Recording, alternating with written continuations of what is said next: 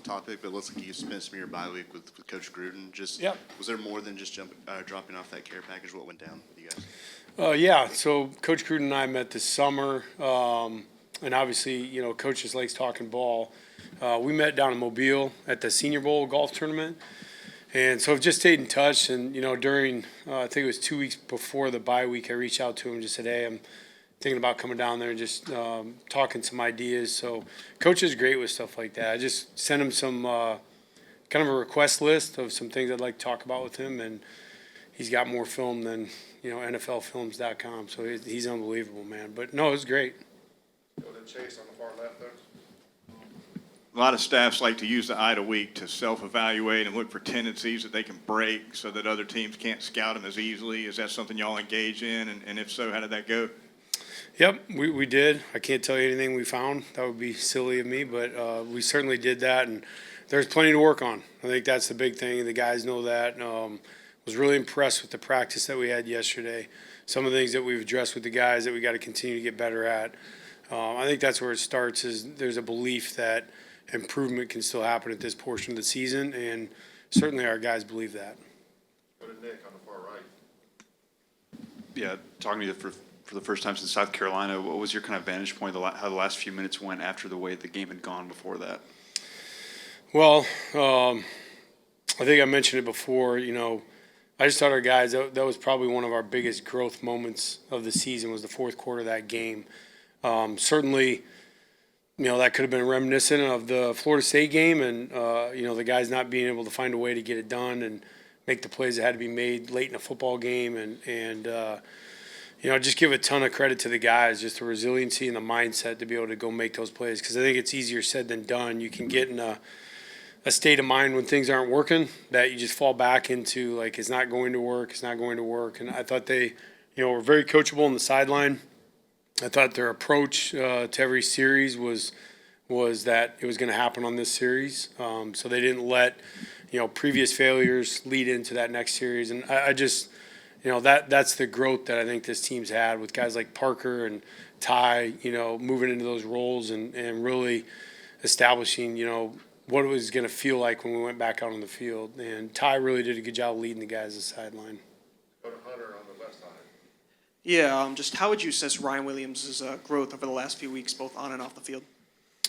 Ryan's been great. He's, I think everybody saw his reaction on the fourth down play where, he had a tough catch and didn't make it, and he'd made so much progress, I think, in the last 2 weeks catching the football. But I think there's things in the blocking scheme where Ryan has been more involved in making sure he's on the field when we're running the football as well. And I think Ryan's as hard on himself as anybody.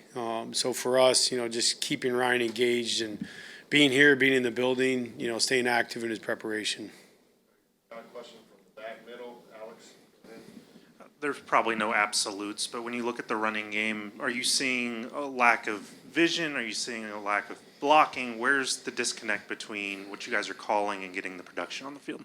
Well, it's all, it's not one thing.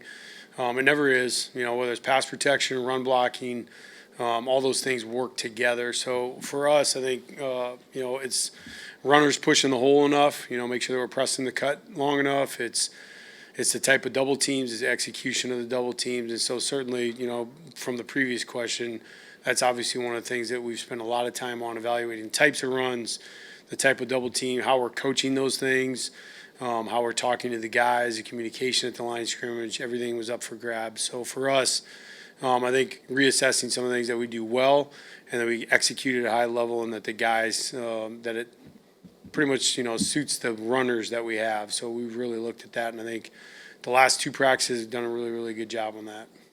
Go to Colin on the front row on the left. Kind of in that same vein, the LSU game last year was kind of this, time for Alabama to kind of emerge in the run game, and I'm curious about what your message is to a guy like Jam or Daniel Hill, guys that could see an opportunity to kind of break through and kind of set the tone for the rest of the November in the run game. Well, I think it's each room. There's a message that has to happen. Just about getting excited about running the football. I think there's a piece there too for the coaching staff that it can't be the woe is me, like dog cussing them every time something doesn't work. It's got to be like, let's get excited about running the friggin' ball.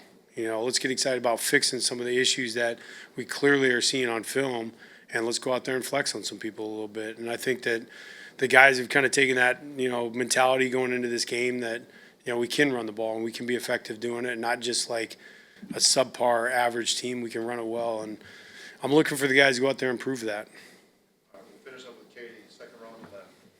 You obviously can't tell us the stuff you saw on self-scout, but just kind of what are some of the areas for the offense, if it is like a run game or anything that you want to see the biggest improvement coming out of the bye for this last month of the regular season? Yeah, schematically, there'd be nothing I'd mention there, but I think I wish I had something cooler to tell you guys, but really the reality is I told the guys very few football games in my career have we got done with the game and been like, man, I wish I had had more flood concepts in, or I wish I'd had more inside zone concepts. Typically, it's like we need to block better, we got to tackle better, right? So for us, it's always coming back to basics. So for us, the blocking circuits, the ball security circuits, take care of the football, all the things that really are the grind of the season that you never want to be very far away from. And so for our guys, keeping them in tune with that like we are every week and letting them know that football games in the fourth quarter, some of the throws that Ty made were accompanied by really good pass protection. Some of the run hits that happened at really key moments at the end of the game were really good technique on blocking. So just keeping the guys in tune with that has to continue to improve.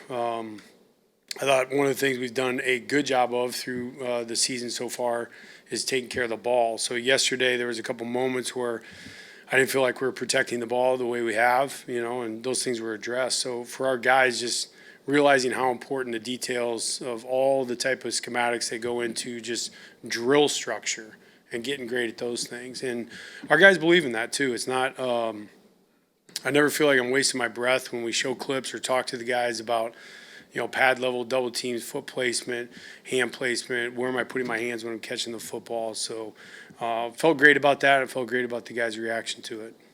All right, thank you, Coach. Appreciate it.